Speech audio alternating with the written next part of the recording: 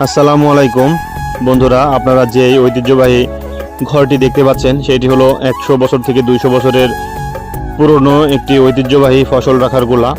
বহু প্রাচীনকাল থেকে 100 থেকে 200 বছর কিংবা তারও বেশি সময় আগে থেকে কৃষকরা তাদের জমির বিভিন্ন ধরনের ফসল যেমন ধান, গম, ডাল এবং বিভিন্ন ধরনের শুকনো খাদ্যশস্য জমি থেকে সংগ্রহ করত এবং সেইগুলো রোদে শুকানোর পরে কিন্তু এই গোলাটিতে সংগ্রহ করত এবং দীর্ঘদিন ধরে কিন্তু সেই ফসলগুলো সেখানে অনেক ভালোভাবে থাকতো।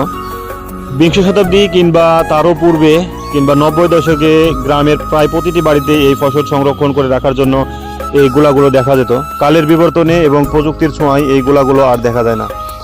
তবে আমাদের রাজশাহী জেলার বাঘা থানার অন্তর্গত আলাইপুর গ্রামে পদ্মা নদীর পাশের এই গ্রামটিতে একজন অতি শৌখিন কৃষক এই ধানের গোলাটিকে এখনও সংরক্ষণ করে রেখেছে এবং আমাদের নতুন প্রজন্মকে এই ঐতিহ্যটি দেখার সুযোগ করে দিয়েছে।